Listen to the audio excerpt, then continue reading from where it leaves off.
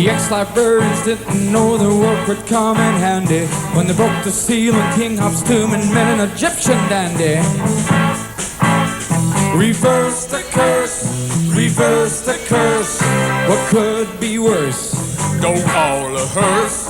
Let's get books first. To reverse the curse, reverse the curse. Now let's hop to it.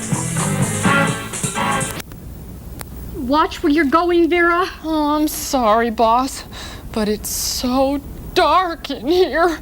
And I was trying to watch where you were going with the light. All right, but be careful. One false step and we might destroy something that has existed for over 3,000 years. Wait a minute. What's that? What? What? I think this is it, Vera. I think these are the steps leading to the Pharaoh's antechamber. Come on! I'm coming, I'm coming.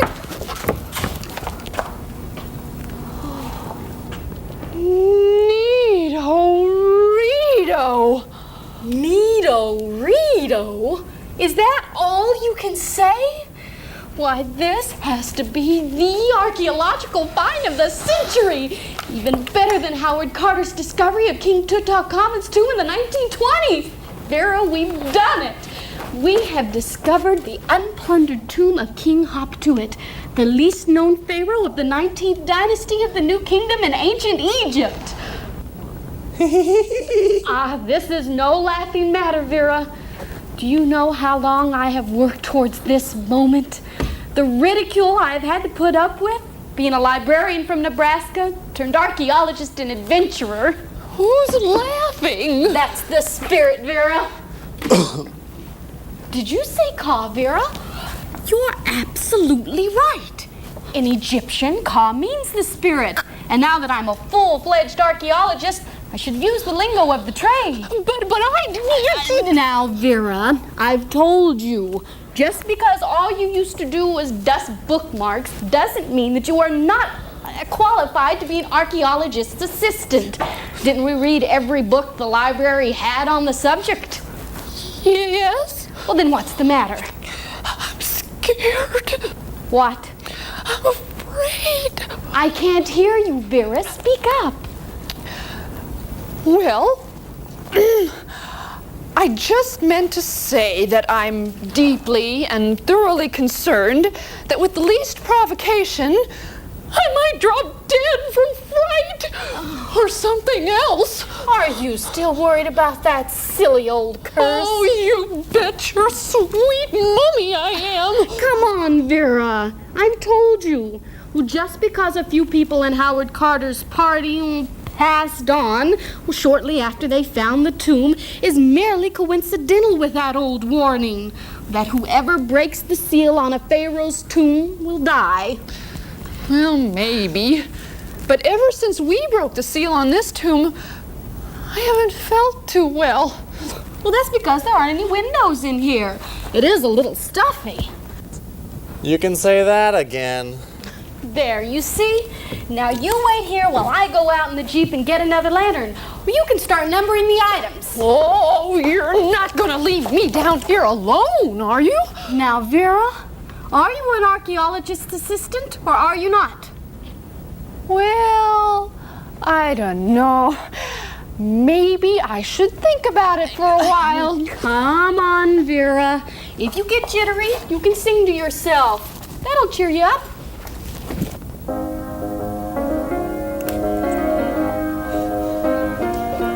When the sky above you turns dark and full of clouds, and that old north wind begins to blow, keep your head together and call my name out loud. Boss! Soon you'll hear me knocking at your door. You just call out my name, boss, and you know wherever I am, I'll come running to see you again. Oh, winter, spring, summer, or fall, all you've got to do is call, and I'll be there, yes I will. Now, ain't it good to know that you've got a friend when people can be so cold? They'll hurt you and desert you and take your soul if you let them. Oh, but don't don't you let them. You just call out my name, Boss! and you know wherever I am, Boss! I'll come running. Boss! What are you yelling about, Vera? I could hear you all the way out in the Jeep. Let's get out of here. Please, don't go. It's been so long since I've had anyone to talk to. But you're dead. Oh, I suppose you can put it that way. But actually, I've passed over into my afterlife. You see, it was really boring just lying around in those bandages, reading the hieroglyphics on my coffin. So I just figured I might as well come out and use some of the stuff they left me as long as it was here. This is terrific. Absolutely terrific. It's terrific that we're talking to a 3,000-year-old dead person. Exactly, Vera. How many people do you know who have found a talking mummy? We'll be famous. Now, Hop. Oh, I may call you Hop. Oh, sure. All my friends do. Did. Well, you'll be famous too. King Hop Tuit, the world's only living mummy. And you'll be rich. But I already am. Oh, well, will you come with us in the name of science then? Oh, I can go. But I'm not so sure about you two. And why not? Well, you were right about one thing. There is a curse on this tomb. A curse? Oh, I knew it. I knew it. But no, we had to come barging in where we don't belong. What does this curse say? Well, I'm not quite sure. You see, my Uncle Read-a-Book was my chief scribe, and he took care of all that stuff. Please, try to remember. What difference does it make? We're doomed. Well, it went something like, "Whomsoever tramples this sacred ground," or something like that, "shall not survive the year." Mama? Unless... Unless what? Oh, give me a break, will ya? It's not like I heard this just yesterday. Sorry, take your time. Oh, I don't seem to remember much more. Except it had something to do with literature. My Uncle Read-a-Book was a real nut about it. Well, I used to be a librarian.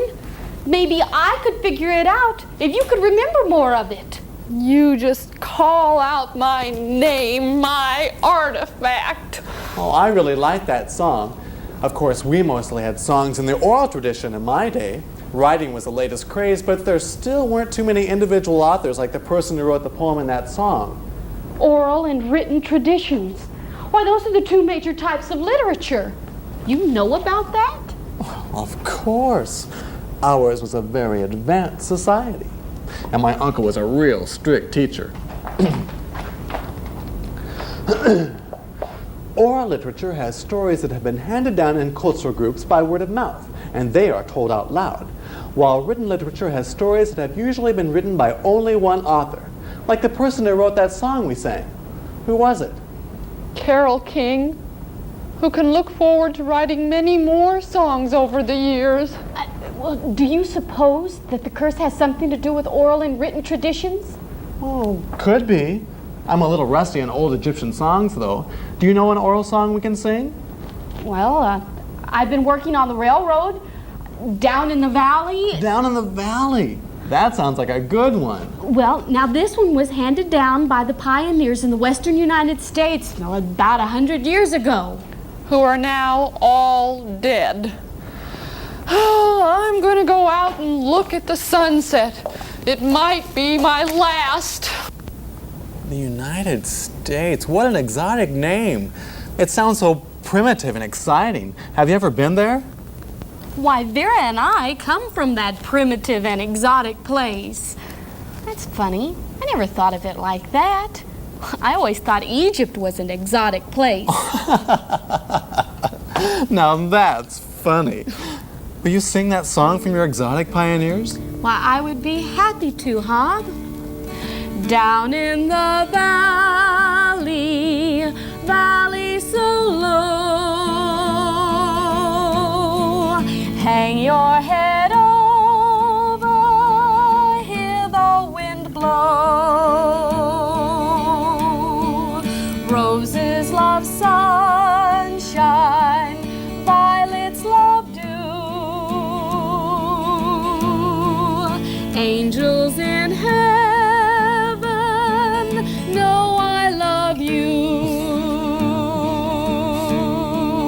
know I love you, dear. Know I love you. Angels in heaven know I love you. Will you be mine, dear? Will you be mine? Answer this question. Will you be mine? Down in the valley so low,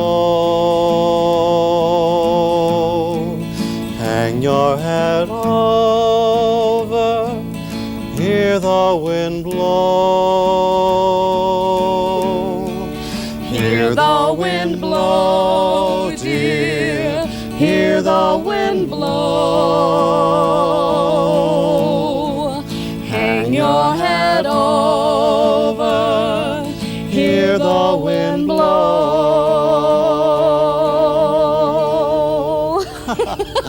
Oh, that was really pretty. And it seemed to remind me of something. Hear the wind blow. No. Hang your head over. That's it. If I hang my head over, I can see my feet. My Uncle Rita book hid the scroll to the curse in my sandal. If His Royal Highness thinks you should live, some knowledge of literature you must give. The clues are in the elements of oral and written. Start with the hieroglyphics by the Egyptian kitten. Oh, my Uncle Rita book was really a funny guy. Oh, I guess you'd have to be there. Well, maybe we will be if we don't start working on those clues pretty soon. Hey, Vera! Vera may be a little excitable, but she does know her hieroglyphics. Well, I wasn't so bad in hieroglyphics class myself, but I did like reed work a lot better. Did you see this flute I made? Oh, such craftsmanship. Oh, well, I guess deciphering the clues is more important than this discovery right now. Fame and fortune will have to wait till we find out whether we're going to live or not. By the way, I'm Meg Mead, and this is Vera Leary. The former Vera Leary. How do you do? Oh, this is going to be so much fun. I have a lot of catching up to do. I'm sure glad you guys came along. Yeah, I'm tickled to death. Now, Vera, you get to work on these hieroglyphics while I go back to the hotel and get some books. Well, it looks like we have a chance. We do? Well, then let me at those squiggly lines. I'm gonna reverse this curse if it kills me. I didn't say that.